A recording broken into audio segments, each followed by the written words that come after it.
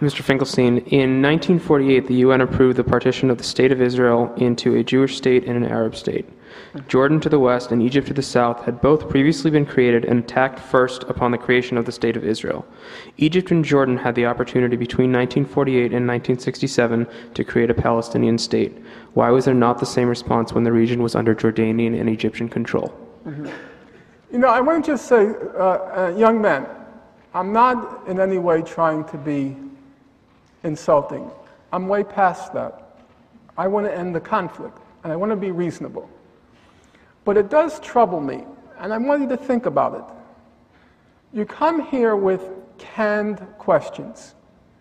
I gave a lecture, I spoke for around an hour, and there was a large amount of material in what I had to say.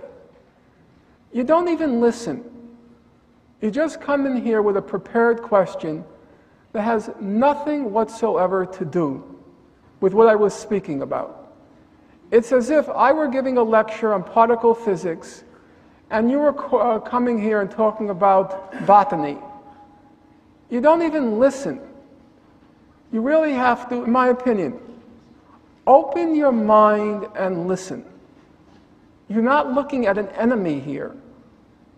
And you shouldn't come in my opinion, you shouldn't come in with these canned questions which Hillel gives you or some other organization to prepare you. Listen and think for yourself. And then I think we can make some progress. Think for yourself, where was I unreasonable? What statement of mine was factually untrue? What did I misrepresent? How did I try to pull the wool over the eyes of the audience? I could sit down here now and speak to you at great length about what happened in 1947 and thereafter. But I didn't provide any background material to give an answer to a question like that. I didn't lecture on the topic. It's absolutely meaningless now for me to answer that question. Most people in the room don't even know what you're referring to. I don't understand how you engage in a dialogue that way.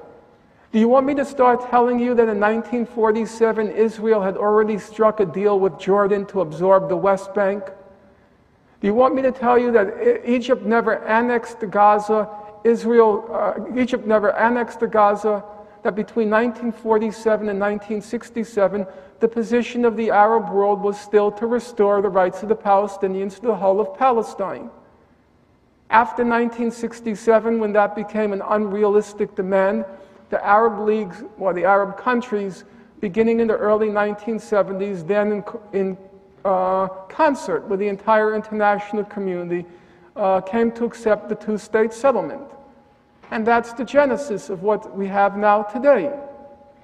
I could go through the whole history. With all due respect, from well before you were born, I was reading about it. And the number of books I read, sometimes I think could fill this whole room. It's actually rather depressing. The world is a very big place, and my entire adult life was devoted to learning about one tiny corner of it. But I don't see the purpose of doing that now. First of all, I doubt you even know the scholarly literature on the topic. It's easy for me to make rings around you. I can cite 1,000 different resources. I can make you look foolish. I don't see the point of it. Why don't you listen to what I have to say and answer? With all due respect, it is a very pertinent question. I'm not sure why is it pertinent. Explain to me why it's pertinent. Since 1967, the world has been on a constant onslaught against Israel, stating that they must give back the 1947 creation of the state of Palestine. Fine. However, in 1947, when the original partition plan had been approved, there was just as much an opportunity to create a second state in the region. Why was there no pressure at that point to follow through with what the 1947 partition stated? Well, I told you why. From between 1947 and 67, the Arab states did not accept the legitimacy of the State of Israel. And now that, as it were, progress has been made, it seems you want to turn the clock back to when they didn't accept. I acknowledge progress has been made.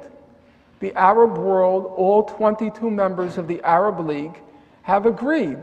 Now, are you upset by that fact?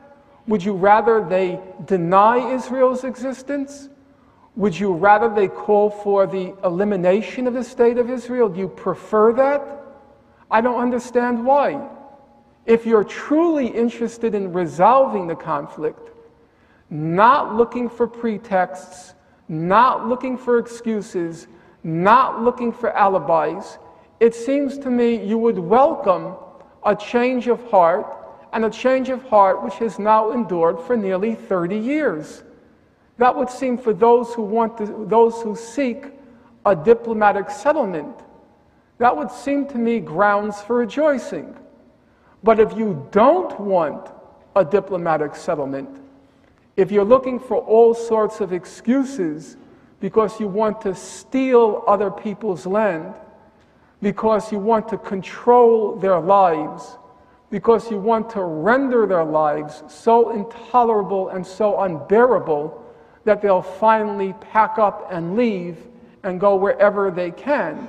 If that's your goal, then yes, more than anything else in the world, you're going to dread the record I've just gone over, because that record is your big problem.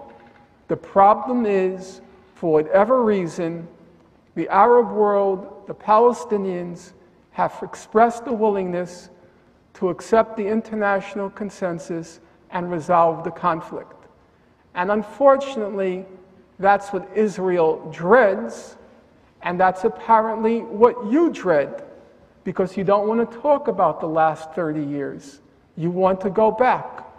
I could go back too. I can go back and say, well, Israel's top historian now, Benny Morris, he says, quote, that expulsion, what he calls transfer, was built into Zionism.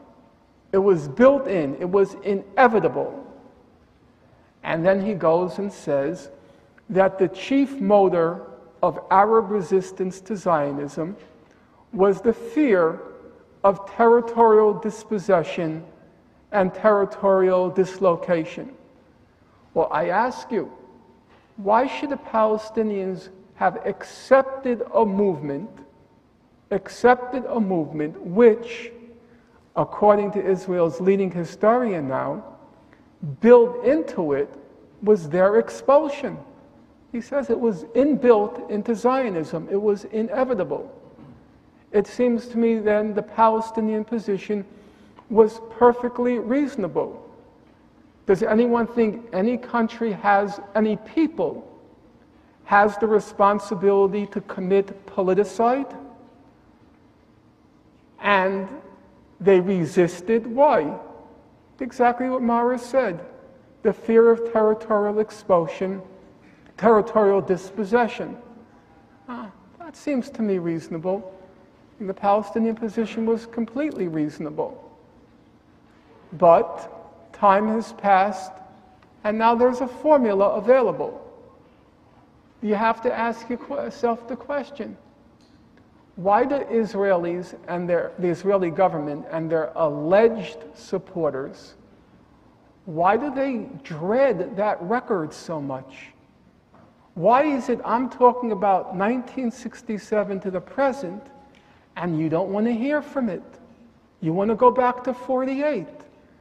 You don't want to hear that the other side is willing to settle. Why don't you want to hear that? I don't understand that, unless you don't want a settlement, a negotiated settlement. And then the only alternative is to annihilate them. Yes.